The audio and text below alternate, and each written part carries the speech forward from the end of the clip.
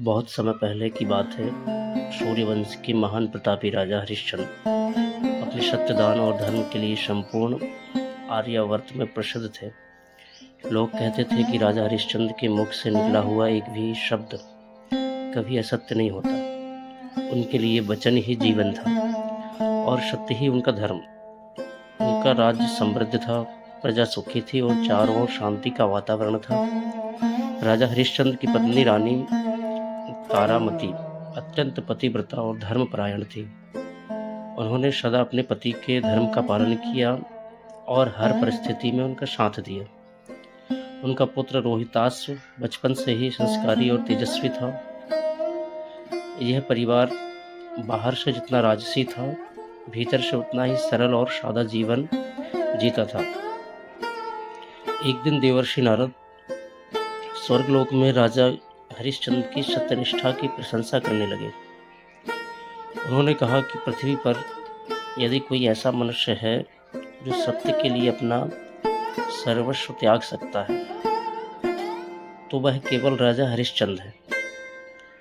यह बात सुनकर महर्षि विश्वामित्र के मन में विचार आया कि सत्य की यह प्रसिद्धि क्या वास्तव में अडिग है या केवल दिखावा। विश्वामित्र ने निश्चय किया कि वे राजा हरिश्चंद्र की परीक्षा लेंगे। एक दिन वे ब्राह्मण का वेश धारण कर राजा के दरबार में पहुंचे। राजा ने आदरपूर्वक उनका स्वागत किया और दान देने की इच्छा प्रकट की। तभी विश्वामित्र ने कहा कि वे दान में पूरा राज्य चाहते हैं। राजा हरिश्चंद्र एक क्षण के लिए भी विचलित नहीं हुए। उन्होंने तुरंत राज्य, धन, वैभव, सेना सब कुछ दान कर दिया। दरबार में सन्नाटा छा गया। प्रजा रोने लगी, पर राजा का चेहरा शांत था। उनके लिए वचन निभाना सबसे बड़ा धर्म था। विश्वामित्र यही नहीं रुके। उन्होंने कहा कि दान की दक्षिणा अभी शेष है।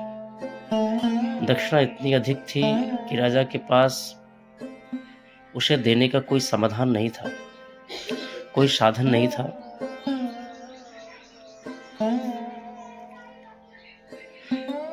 तब राजा ने स्वयं को बेचने का निर्णय लिया। रानी तारामती और पुत्र रोहिताश्व भी दासत्व में बेच दिए गए।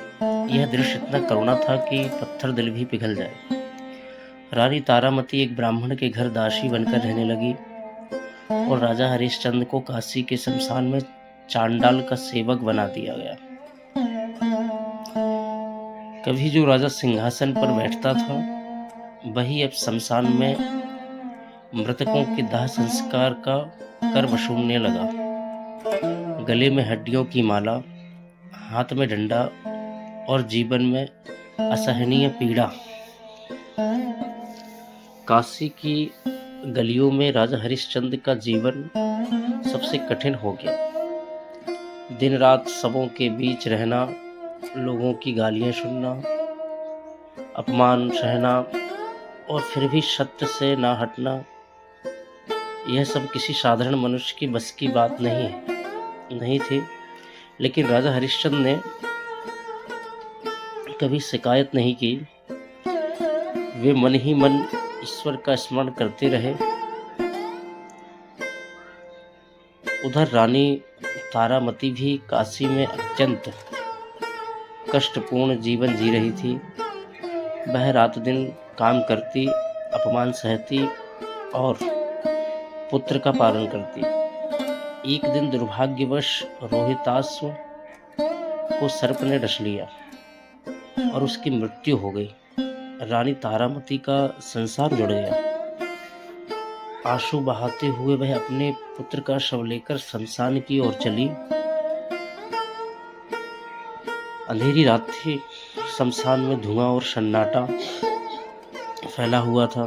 रानी ने जब दाह संस्कार की अनुमति मांगी तो नियम के अनुसार कर मांगा गया। सामने खड़ा चांडाल स्वयं राजा हरिश्चंद्र था, पर दोनों एक दूसरे को पहचान नहीं सके। रानी के पास देने को कुछ भी नहीं था। उन्होंने अपने वस्त्र का आधा भाग करके रूप में देने की प्रार्थना की। राजा हरिश्चंद्र का हृदय विदीर्ण हो गया, पर सत्य और कर्तव्य के बंधन ने उन्हें रोक दिया। वे अपने ही पुत्र का अंतिम संस्कार बिना नियम तोड़े नहीं कर सकते थे। जैसे ही अग्नि प्रज्वलित हुई, उसी क्षण देवताओं ने आकाश से प्रकट होकर परीक्षा समाप्त होने की घोषणा की। विश्वामित्र, इंद्र और अन्य देवताओं ने राजा हरिश्चंद्र की सत्यनिष्ठा की प्रशंसा की।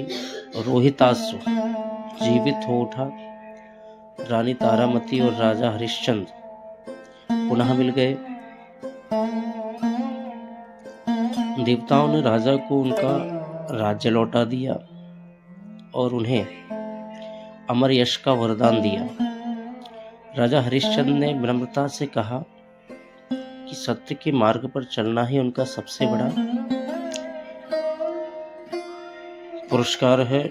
उन्होंने कभी किसी कष्ट को व्यर्थ नहीं माना। आज भी राजा हरिश्चंद्र की कथा हमें यह सिखाती है कि सत्य का मार्ग कठिन अवश्य है, पर वही मनुष्य को महान बनाता है जो सत्य को जीवन बना लेता है।